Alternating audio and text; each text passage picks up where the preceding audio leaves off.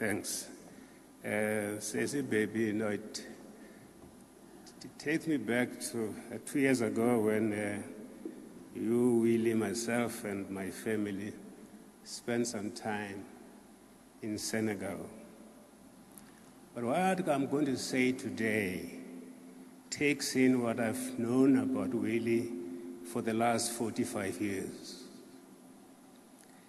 Although Keorapetse Kgositsi's poems have at their core only a single theme, his encounter with the world as politics. That theme can itself be divided into 3 different themes: the privacy of pain, of anxiety and longing. Second, the difficulty of expressing pain, anxiety and longing.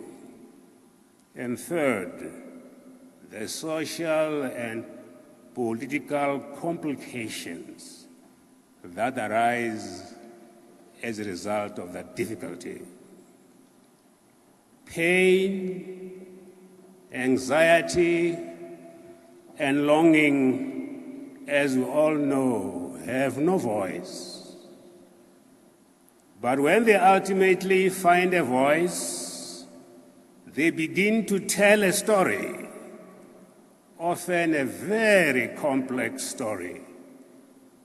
And the story that they tell, as they do in Kgositsi's poem, is about the inseparability of these 3 themes, their embeddedness in one another.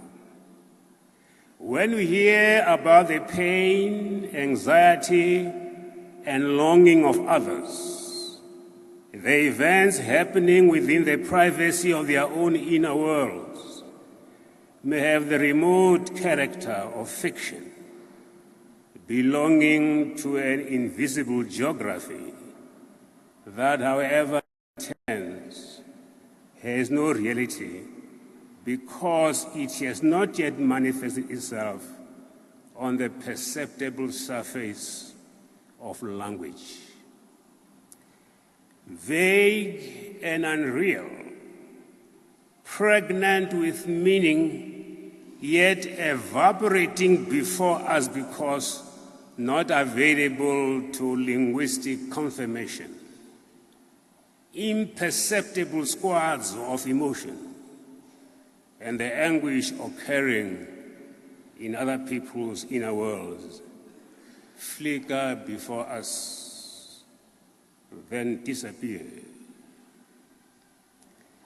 Pain, anxiety, and longing occur, of course, not several kilometers away from us, but within the being of persons next to us, with whom we each day collide. Whenever Kgositsi's poems achieve whatever lies in their extraordinary ability to communicate and share pain, anxiety, and longing for freedom. Kgositsi's poems develop the artistic tradition in African and African American literature of reflection about our failure of mutual recognition and solidarity, and above all, the difficulty of being transparent to and for others. Like Alex Lagoma, Eskian Pashele, Wally Sirote, Gwendolyn Brooks, Amiri Baraka, Brenda Marie Osby, and Toni Morrison. He explores and excoriates our refusal to see, to inhabit states of being other than our own. He invites us to know and see more than we usually do. In this way, he works upon our inner eyes whose moral and political failures he castigates. although he refuses the easy notion that mutual transparency can be achieved in one heartfelt embrace of comradeship. But why take the bother to study his works? Just one paragraph, at least for now. The answer needs some elaboration. There are many forms of thought and expression within the range of public discourse, from which all who live and work in South Africa derive the knowledge, intelligence, and sensibility to human values. The capacity for sound judgment, which, as so far as possible, all should possess.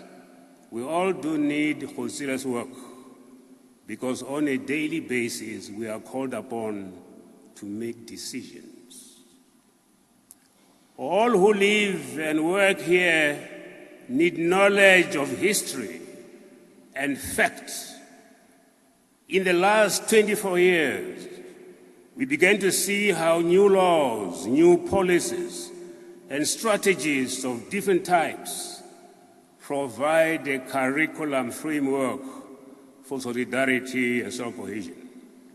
But learning about many things does not produce empathic understanding. To become a citizen and a neighbor in our deliberative democracy, one must not simply amass knowledge.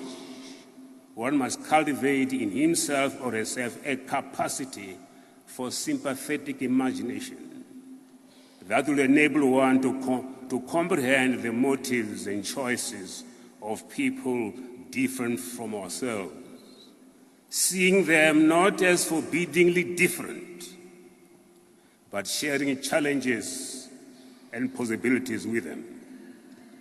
Finally, says Baby, I should say now what I've been saying these last 40 years. I taught him here and under pseudonym.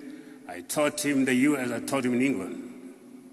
That the gifts of Kgositsi's sensibility and imagination are, for all their intensity and power, the gifts of a substantial human being.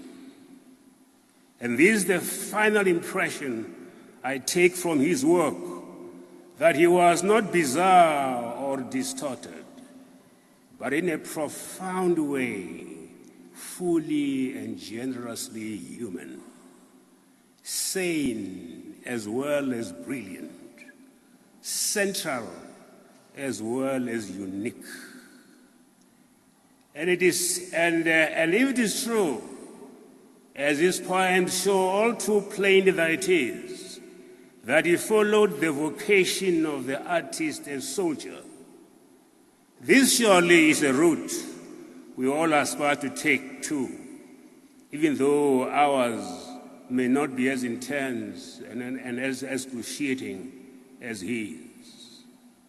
So that when he claims that we can find in his work an autobiography of pain, of anxiety, and long for freedom, and the courage to be free, this surely is a route we would like to take, and a journey we are all concerned with. Friend and colleague, please rest in peace.